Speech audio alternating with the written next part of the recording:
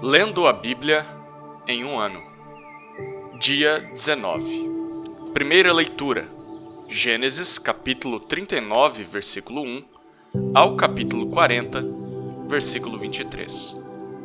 José foi levado para o Egito, e Potifar, oficial de Faraó, comandante da guarda, egípcio, comprou-o dos ismaelitas que o tinham levado para lá.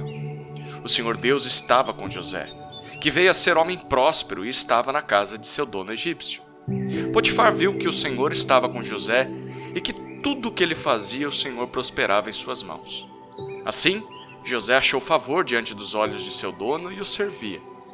E ele pôs José por mordomo de sua casa e lhe passou às mãos tudo o que tinha. E desde que Potifar o fez mordomo de sua casa e encarregado de tudo o que tinha, o Senhor abençoou a casa do egípcio por causa de José. A bênção do Senhor estava sobre tudo o que tinha, tanto em casa como no campo. Potifar confiou tudo o que tinha às mãos de José, de maneira que não se preocupava com nada, a não ser com o pão que comia. José tinha um belo porte e boa aparência. Assim, depois de algum tempo, a mulher de Potifar pôs os olhos em José. Ele disse: "Venha para a cama comigo."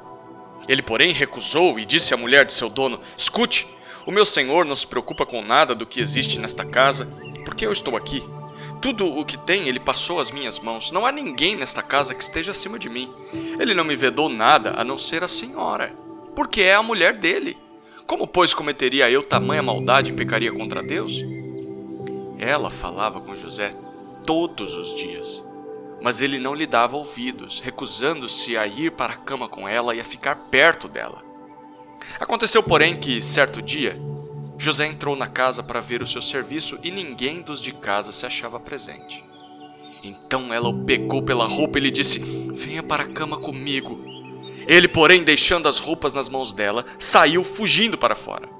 Quando notou que José tinha fugido para fora, mas havia deixado a roupa nas mãos dela, chamou pelos homens de sua casa e lhes disse: "Vejam, meu marido nos trouxe esse hebreu para nos humilhar. Ele entrou no meu quarto querendo me levar para a cama, mas eu gritei bem alto. Quando ele ouviu que eu levantava a voz e gritava, deixou a roupa ao meu lado e saiu fugindo para fora." Ela conservou junto de si a roupa de José até que o dono dele voltasse para casa. Então lhe falou segundo as mesmas palavras e disse: "O escravo hebreu que você nos trouxe entrou no meu quarto para me humilhar, mas quando levantei a voz e gritei, ele deixou a roupa ao meu lado e fugiu para fora." Quando o dono ouviu as palavras de sua mulher, que lhe disse: "Foi assim que o seu escravo me tratou," ele ficou irado.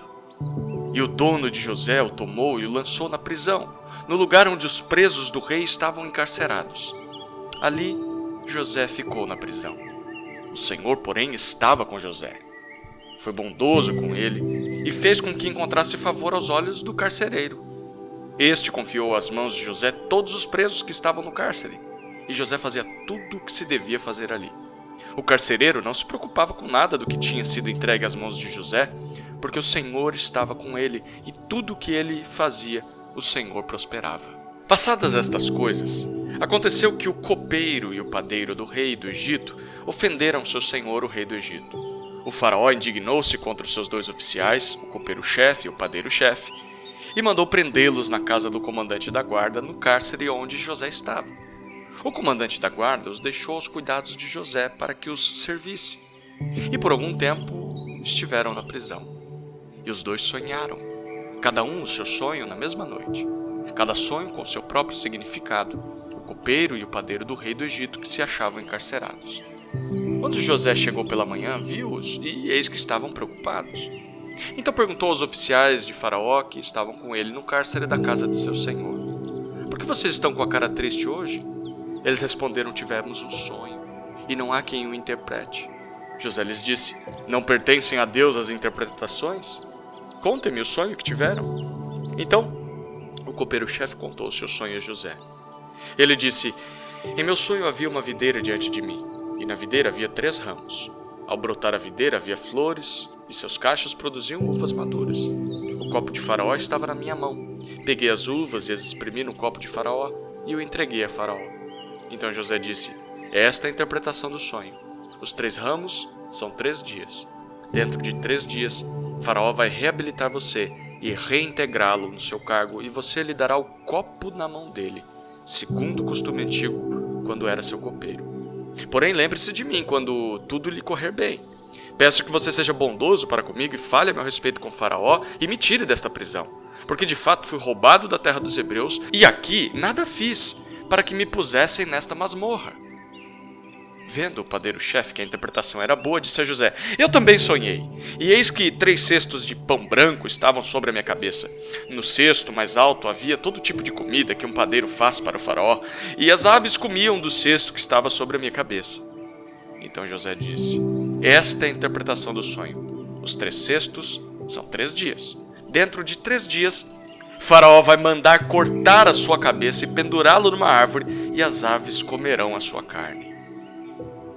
No 3º dia, que era aniversário de nascimento de Faraó, ele deu um banquete a todos os seus servos, e no meio destes, reabilitou o copeiro-chefe e condenou o padeiro-chefe.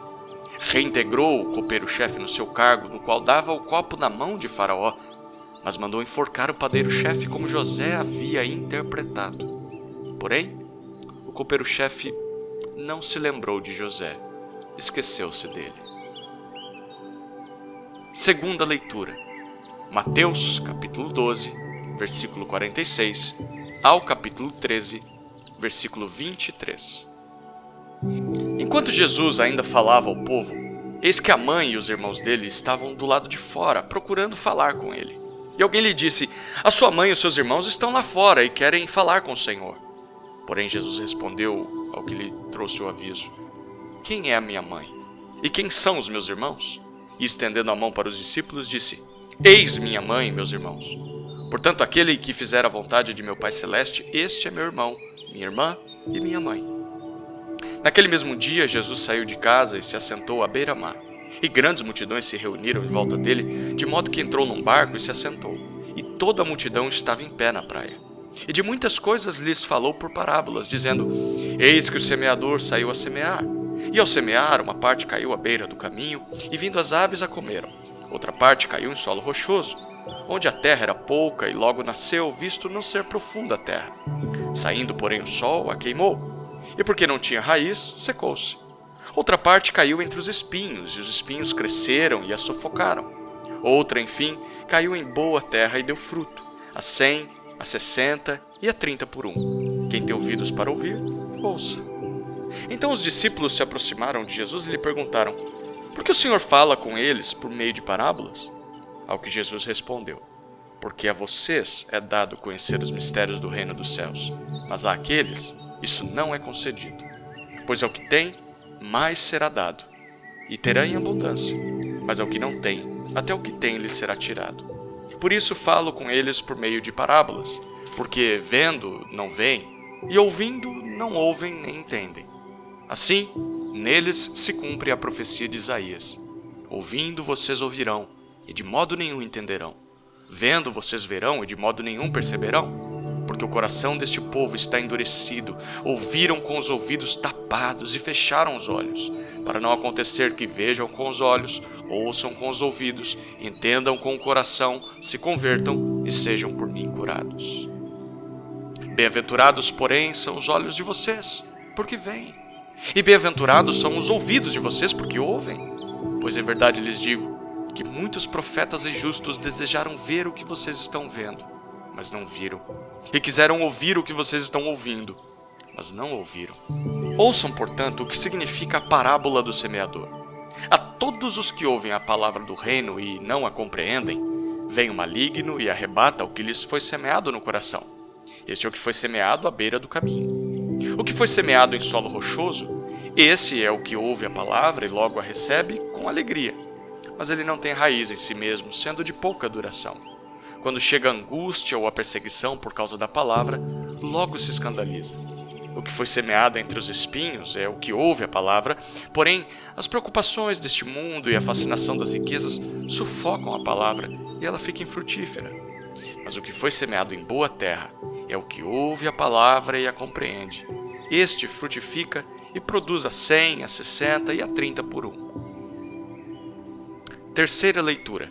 Salmos, capítulo 17, versículos 1 a 15. Oração de Davi. Ouve, Senhor, a causa justa, atende o meu clamor, dá ouvidos à minha oração, pois ela não procede de lábios enganosos. Venha da tua presença o julgamento a meu respeito, os teus olhos veem com equidade. Sondas o meu coração, de noite me visitas, provas-me no fogo e não encontras em mim nenhuma iniquidade, a minha boca não transgride. Quanto às obras humanas, pela palavra dos teus lábios, eu tenho me guardado dos caminhos do violento. Os meus passos se acostumaram às tuas veredas e os meus pés não resvalaram. Eu te invoco, ó Deus, pois tu me respondes. Inclina os ouvidos para mim e ouve as minhas palavras. Mostra as maravilhas da tua bondade, ó Salvador daqueles que à tua direita se refugiam dos seus adversários. Guarda-me como a menina dos olhos, esconde-me à sombra das tuas asas, protege-me dos perversos que me oprimem, dos inimigos que me assediam de morte. Insensíveis, eles cerram o coração e falam com lábios insolentes, andam agora cercando os nossos passos e fixam em nós os olhos para nos derrubar. Parecem-se com um leão ávido por sua presa, ou um leãozinho que espreita de emboscada.